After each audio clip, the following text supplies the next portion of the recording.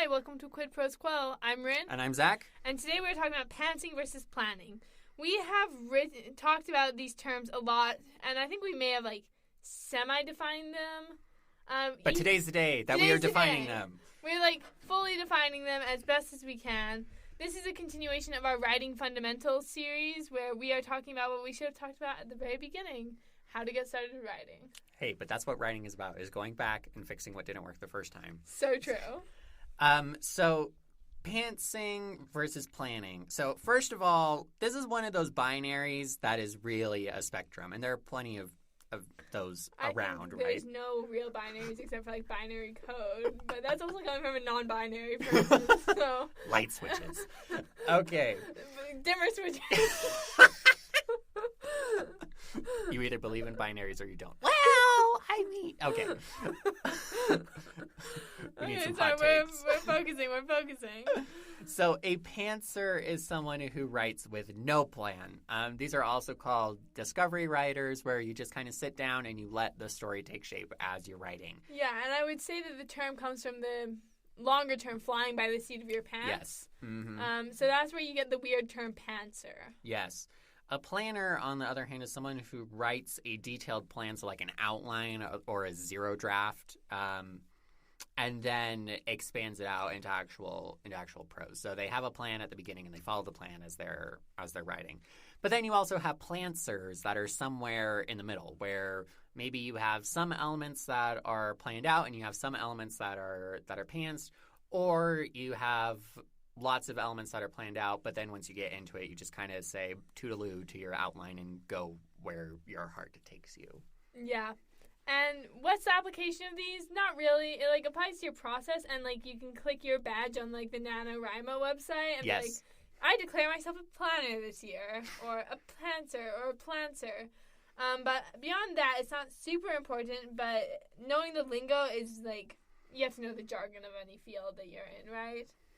But it can help inform you in constructing your process, which we will do an episode coming up in this Writing Fundamentals series. Yes. And also it helps you avoid comparison, because some people are hardcore planners, and if you are not a hardcore planner like me, you can look at all these people with their beautiful outlines and all of their bulletin boards and whiteboards and everything, and just be wow, why can't I be like them? But it's okay to not be like them. You just have to do you. Yeah, and I mean, to really drive that point home, you don't want to try to fulfill expectations for a process that isn't yours, kind of thing. So, I mean, Rin, you're talking from the perspective of leaning more towards a pantser, looking at the trappings of planning. And you could definitely go at it the other way, where it's I feel so bad that I can't just sit down and start writing, kind of thing. I have to plan it out. Wow, what a terrible writer I am. And that's not the point. Yeah. The point of these labels is to be descriptive about your process. And descriptive, not prescriptive. Yes, descriptive about your process. And so it can help you to manage your expectations, where it's okay, Zac has a meticulous outline. He does not. Okay, he doesn't. Has a meticulous outline. I don't. I'm a pantser. He's a planner. It's all good. Yeah. Going back to last episode, it's all good. Whatever floats your boat. Whatever floats your boat. Maybe that should be the actual name of this series. Whatever floats your boat. Writing Fundamentals. That would be so long on my Substack thing when I'm publishing it. Yes. That's a very long title, but we'll think about it. Some advantages of each thing. Pantsers, and potentially also plantsers, can get out of the gate faster than planners can. They can, they're the type that just, sits down and they just, let the words flow. Mm-hmm. They don't feel the need to plan beforehand, and that's okay. Often, I would say this leads to more revision than a planner does. Mm-hmm. So, take your poison, I guess. Well, yeah, and that's what happens with planners, is that planners tend to need less drafts than pantsers do, just because a planner has already thought about it before. So there are trade-offs, right? Where a planner may be oh my goodness, I gotta do all this prep work and I need to do all this research and this, that, and the other thing. So it takes them a long time. And with the pantser, it's just, okay, I'm going to sit down and I'll figure it out later. And then it's the figuring out later that takes a long time. Everybody's going to spend time on their writing process. It's just where you choose to put the time. Writing does take forever, but it's so rewarding at the same time. Like, I want to, like, drive home that point and say, like, if this is going to take time, this is going to take energy. And it is going to be hard, but, like, nothing worth doing was ever easy, right? Yep. Agreed. Yeah. So how do you find out if you are a pantser or a planner or somewhere in between? Like, what do you do to figure it out? You have to try them out. Like I didn't realize that pantsing was an option for, like, many years into my writing career. Mm-hmm. So, like, my first, like, novel that I published, well, actually, I started out as a pantser. Mm-hmm. Like, I just started with, like, no plan. I, like, dreamed up my first novel from, like, this scene in my head. It was, like, going to be, like, friends to lovers around a campfire. Yeah. It was going to be so cute. So I, like, totally, like, pants that first novel.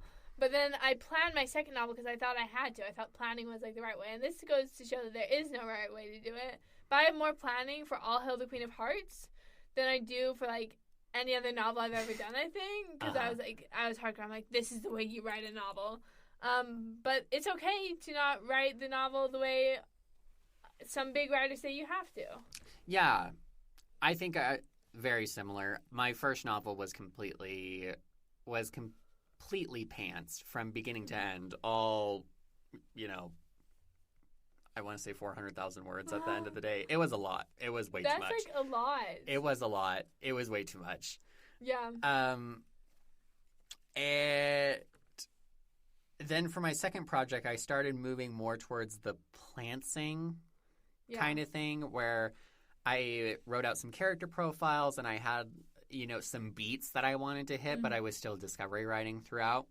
And I feel like as I've tried, I remember for my Nano project the year before last, I tried to do a meticulous outline where I went through and said, these are each of the chapters, this is what happens in the chapter, this is the viewpoint character, that kind of thing.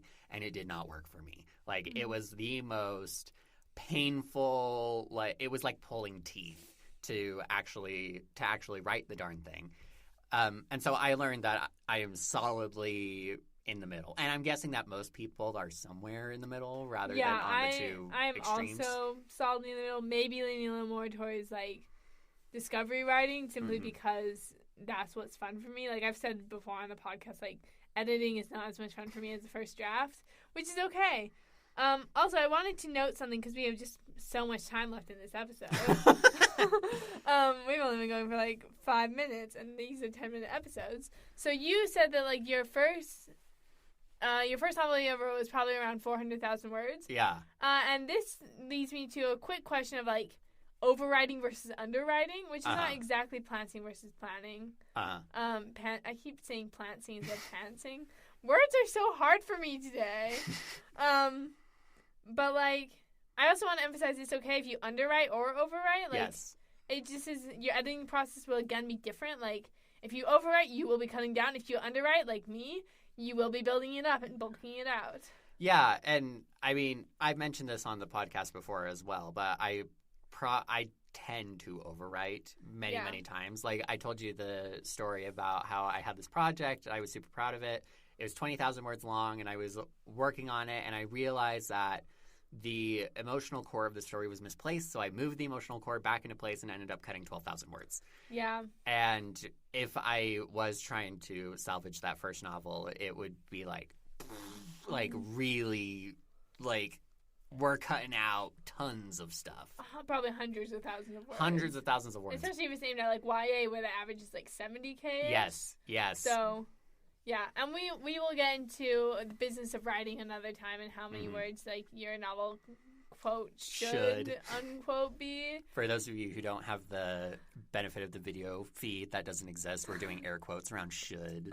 Yeah, there's no such thing as should in writing. Should will ruin your life. Yeah. Like, that is actually my new philosophy, and I'll talk about it more another time, but, yeah.